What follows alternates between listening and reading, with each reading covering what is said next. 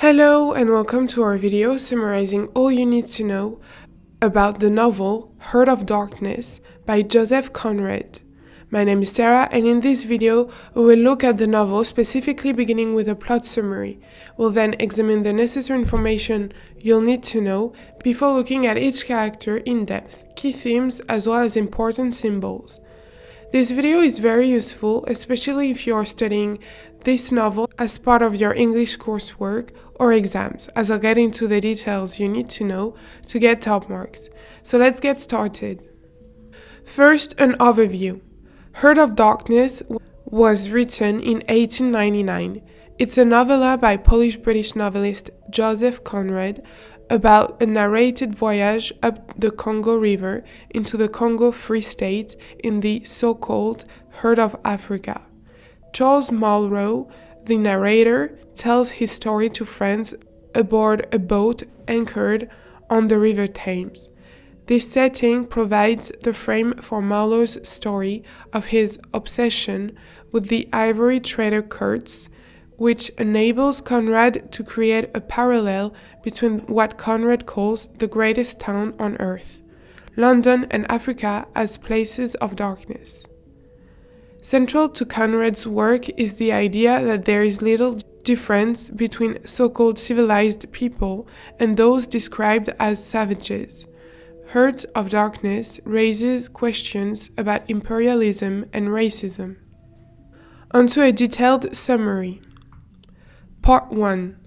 Heart of Darkness begins on board the Nelly, a small ship moored on the Thames River in London. After describing the river in its slow-moving traffic, the unnamed narrator offers short descriptions of London's history to his companions, who, with him, lazily lounge on the deck, waiting for the tide to turn. With him are the director of companies, a lawyer, an accountant, and Marlowe, the novel's protagonist. As the sun sets, the four men become contemplative and brooding. Eventually, Marlowe breaks the spell of silence by beginning his tale about his voyage to the Congo. The other men remain silent while Marlowe collects his ideas, after which he begins the story proper. The remainder of the novel becomes, with a few exceptions, the narrator's report of what Marlowe tells him and the others on board the Nelly. Conrad's novel is thus a frame story, or story within a story. As a boy, Marlowe was fascinated by maps and yearned to become a seaman or explorer who could visit the most remote parts of the earth. As a young man, Marlowe spent approximately 6 years sailing in the Pacific before returning to London, where he then saw, in a shop window, a map of Africa and the Congo River. Recalling the news of a continental trading company operating in the Congo, Marlowe became determined to pilot a steamboat to find adventure in Africa. He asked his aunt, who knew the wife of a company official, to assist him in getting a job as a pilot. She happily complied. Marlowe hurried across the English Channel to sign his contracts at the company's headquarters in Brussels. Passing through an office with two women who are knitting, Marlowe spoke with the company's director for less than a minute. After being dismissed, he was asked to sign a number of papers in which he promised not to divulge any trade secrets. Marlowe finally reached the mouth of the Congo, finding passage on a little sea-bound steamer to take him where his steamboat awaited him. Marlowe spoke with its Swedish captain about the company and the effects of the jungle on Europeans. The Swede then told Marlowe a short yet ominous story about a man he took upriver who hanged himself on the road. Shocked, Marlowe asked him why, only to be told that, perhaps, the sun or the country were too much for him. Eventually, they reached the company's outer station, which amounted to 3 wooden buildings on the side of a rocky slope. Out of this station was shipped the company's most important and lucrative commodity, ivory. Marlowe spent the next 10 days waiting for the caravan to connect him to the central station, during which time he saw more of the accountant. On some days, Marlowe would sit in his office, trying to avoid the giant stabbing flies. When a stretcher with a thick European was put in the office temporarily, the accountant became annoyed with his groans, complaining that they distracted him and increased the chances for clerical errors. Noting Marlowe's ultimate destination in the interior region of the Congo, the accountant hinted that Marlowe would no doubt meet Mr. Kurtz, a company agent in charge of an incredibly lucrative ivory post deep in the interior. The accountant described Kurtz as a first-class agent and remarkable person whose station brought in more ivory than all the other stations combined. He asked Marlowe to tell Kurtz that everything at the outer station was satisfactory, and then hinted that Kurtz was being groomed for a high position in the company's administration. The day after this conversation, Marlowe left the outer station with a caravan of 60 men for a 200-mile tramp to the central station. Marlowe saw a memorable path cut through the jungle and a number of abandoned villages along the way. He saw a drunken white man who claimed to be looking after the upkeep of a road and the body of a native who was shot in the head. Marlowe's one white companion was an overweight man who kept fainting due to the heat. Eventually, he had to be carried in a hammock, and when the hammock skinned his nose and was dropped by the natives, he demanded that Marlowe do something to punish them. Marlowe did nothing except press onward until they reached the central station, where an excitable chap informed him that his steamboat was at the bottom of the river. 2 days earlier, the bottom of the boat had been torn off when some volunteer skipper piloted it upriver to have it ready for Marlowe's arrival. Marlowe was therefore forced to spend time at the central station. As he did with the outer station, he relates to his audience on the Nelly his impressions of the place. Marlowe met a brickmaker who pressed him for information about the company's activities in Europe. When Marlowe confessed to knowing nothing about the secret intrigues of the company, the brickmaker assumed he was lying and became annoyed. At this point, Marlowe breaks off his narrative, explaining to the man on the Nelly that he finds it difficult to convey the dreamlike quality of his African experiences. Marlowe resumes his tale by continuing the description of his talk with the brickmaker, who complained to Marlowe that he could never find the necessary materials needed to make any bricks. Marlowe told of how he needed rivets to repair his steamboat, but none arrived in any of the caravans. After his conversation with the brickmaker, Marlowe told his mechanic that their rivets would be arriving shortly. Like the brickmaker, the mechanic assumed that Marlowe had great influence in Europe. However, the rivets did not arrive. Instead, a number of white men riding donkeys burst into the central station. Marlowe learned that these men called themselves the El Dorado Exploring Expedition and that they had arrived in search of treasure.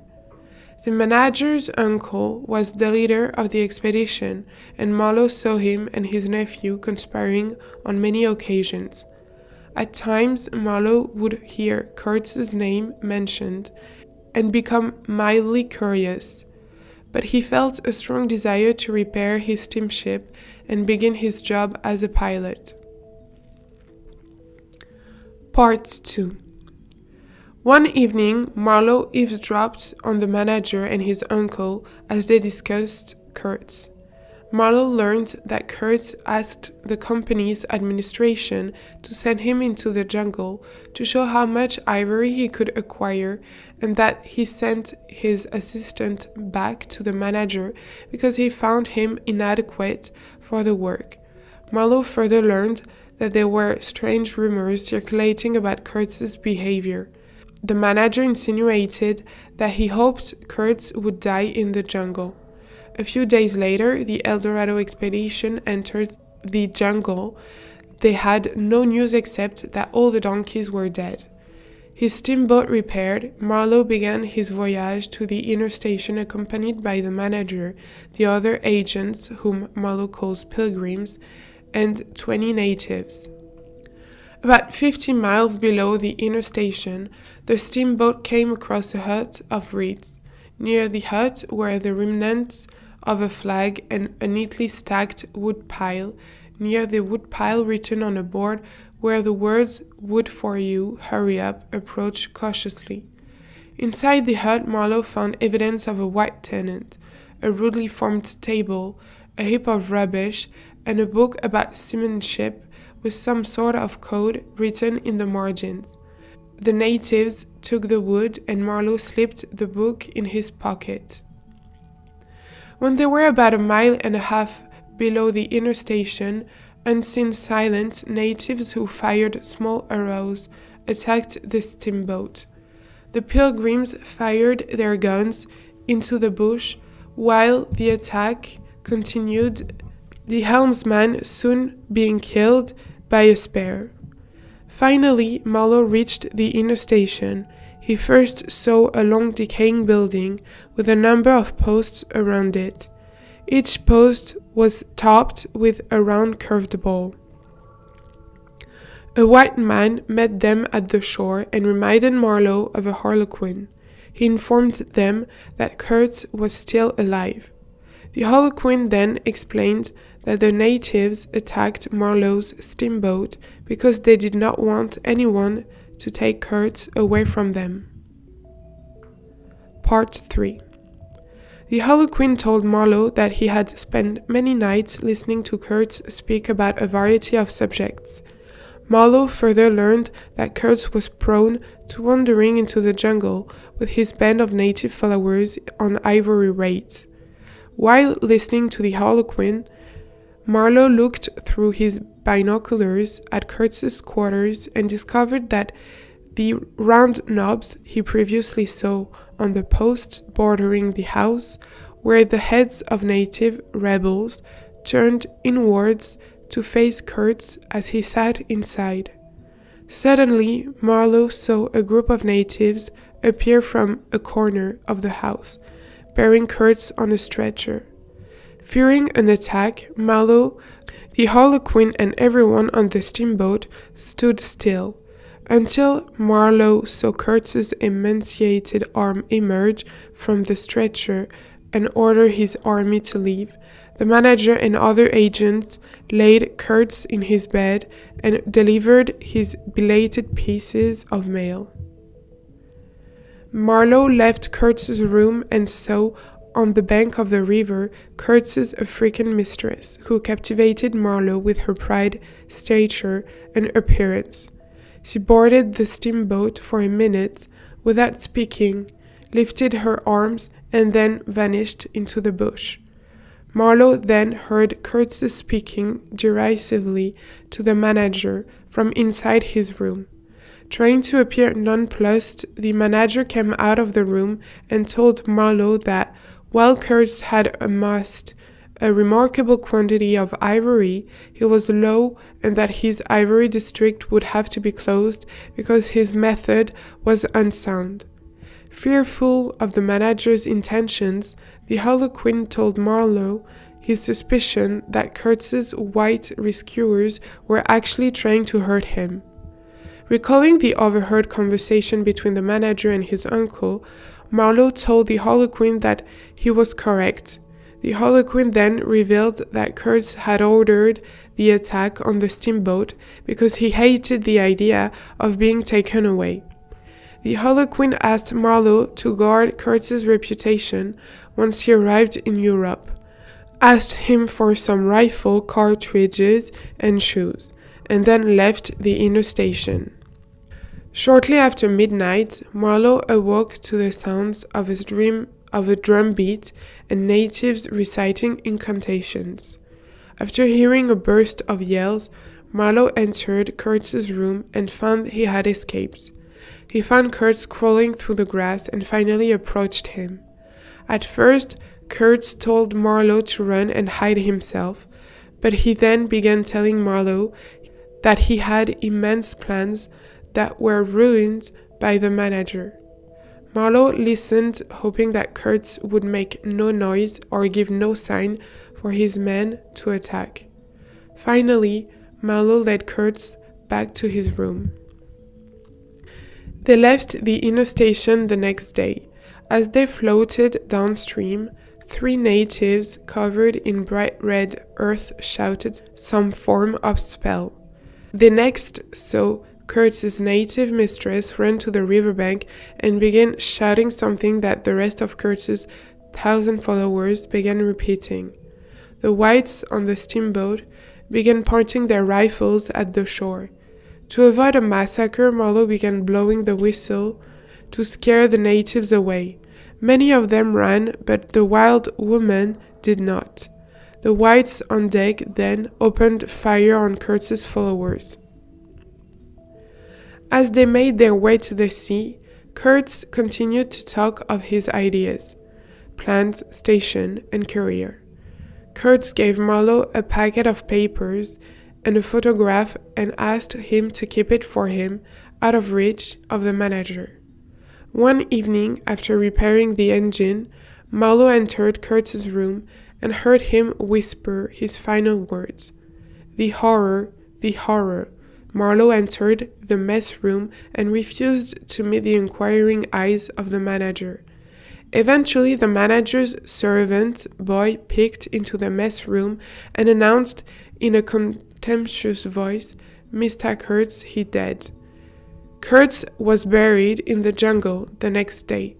Stricken by Kurtz's death, Marlowe almost considered suicide, and the remainder of his journey back to Europe is omitted from his narrative.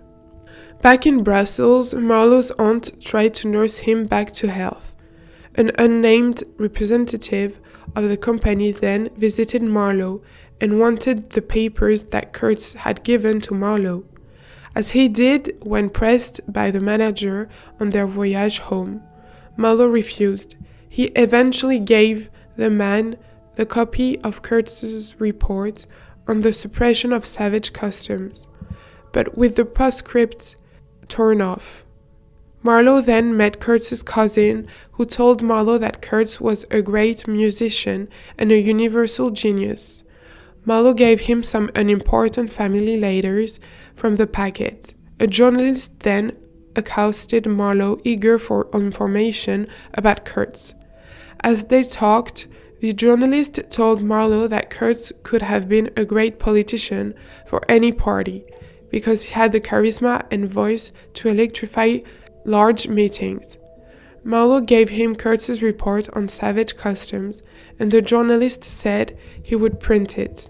Marlowe thought it necessary to visit Kurtz's fiancée, whose photograph Kurtz had given Marlowe on the voyage home. Marlowe waited for her in her drawing room until she entered, dressed in mourning. She immediately struck Marlowe as trustworthy, sincere, and innocent. As she told Marlowe that no one knew Kurtz as well as she, he struggled to maintain his composure because he did not want to reveal to her what Kurtz actually became during his time in the jungle. When she asked Marlowe to tell her Kurtz's last words, Marlowe hesitated and then lied, saying the last word he pronounced was "your name." The intendant sighed and wept. Marlowe's tale is over. On board the Nelly, the anonymous narrator and the other men sit motionless. The narrator looks at the dark clouds, the overcast sky, and the Thames, which he now sees as flowing into the heart of an immense darkness. On to character analysis. Marlowe is the 32-year-old sailor who has always lived at sea. The novel's narrator presents Marlowe as a meditating Buddha because his experiences in the Congo have made him introspective and to a certain degree philosophic and wise. As a young man, Marlowe wished to explore the blank places on the map because he longed for adventure. His journey up the Congo, however, proves to be much more than a thrilling episode. Instead, his experiences there teach Marlowe about the heart of darkness found in all men. Many suppress these evil urges, while others succumb to them. Marlowe's chief qualities are his curiosity and skepticism. Never easily satisfied with others' seemingly innocent remarks, such as those made by the manager and brickmaker, Marlowe constantly attempts to sift through the obscurities of what others tell him. However, Marlowe is no crusader for truth. He lies to Kurtz's intended to save her from a broken heart and ultimately returns to Europe and his home, despite his having been convinced by the company and Kurtz that civilization is ultimately a lie and an institution humans have created to channel their desires for power. As Heart of Darkness progresses, Marlowe becomes increasingly sensitive to his surroundings and the darkness that they may embody or hide. When he visits the company's headquarters, for example, he is slightly alarmed by the doctor's comments and puzzled by the two women knitting back wool. When he arrives at the outer station, however, he is shocked at the amount of waste and disregard for life he sees there. By the end of the novel, Marlowe is almost unable to reintegrate himself into European society, having become convinced of the lies and surface truth that sustain it. He tells his story to the men aboard the Nelly to share with them what he has learned about the darkness of the human heart, and the things of which that darkness is capable. Kurtz. Kurtz is a pretty tyrant, a dying god, an embodiment of Europe and an assault of European values. These contradictory elements combine to make Kurtz so fascinating to Marlowe and so threatening to the company. Like Marlowe, Kurtz also wished to travel to Africa in search of adventure, specifically to complete great acts of humanizing, improving, instructing. Once he tasted the power that could be his in the jungle, however, Kurtz abandoned his philanthropic ideals and set himself up as a god to the natives at the inner station. While he used to worry about the best ways to bring the light of civilization to the Congo, he dies as a man believing that the company should simply exterminate all the brutes. He returns more ivory than all the other stations put together. He does so through the use of absolute force. This frightens men like the manager, who complains of Kurtz's unsound method. Although Kurtz is only doing what the company as a whole is doing without hiding his actions behind a facade of good intentions. Marlowe remarks that all Europe contributed to the making of Kurtz, and Kurtz's very existence proves this to be true. Like the Europeans involved in enterprises such as the company, he epitomizes the greed and lust running wild that Marlowe observes in the Congo. However, unlike the company, Kurtz is not interested in his image or how he is perceived by noxious fools such as the manager. While Brussels is a witted sepulchre of hypocrisy, Kurtz is completely open about his lusts. He tells the manager he is not so sick as you'd like to believe, but this statement is applicable to all Europeans involved in imperialistic empire building. While labeling Kurtz a morally sick man might seem comforting, he is actually an exaggeration of the impulses harbored in the hearts of men everywhere. On to theme analysis. Hypocrisy of imperialism. Heart of Darkness explores the issues surrounding imperialism in complicated ways. As Marlowe travels from the outer station to the central station and finally up the river to the inner station, he encounters scenes of torture, cruelty, and near slavery. At the very least, the incidental scenery of the book offers a harsh picture of colonial enterprise. The impetus behind Marlowe's adventures, too, has to do with the hypocrisy inherent in the rhetoric used to justify imperialism. The men who work for the company describe what they do as trade, and their treatment of native Africans is part of a benevolent project of civilization. Kurtz, on the other hand, is open about the fact that he does not trade but rather takes ivory by force, and he describes his own treatment of the natives with the words suppression and extermination. He does not hide the fact that he rules through violence and intimidation. His perverse honesty leads to his downfall, as his success threatens to expose the evil practices behind European activity in Africa. However, for Marlowe, as much as for Kurtz or for the company, Africans in this book are mostly objects. Marlowe refers to his helmsman as a piece of machinery, and Kurtz's African mistress is at best a piece of statuary. It can be argued that Heart of Darkness participates in an oppression of non-whites that is much more sinister and much harder to remedy than the open abuses of Kurtz or the company's men. Africans become, for Marlowe, a mere backdrop, a human screen against which he can play out his philosophical and existential struggles. Their existence and their exoticism enable his self-contemplation. This kind of dehumanization is harder to identify than colonial violence or open racism.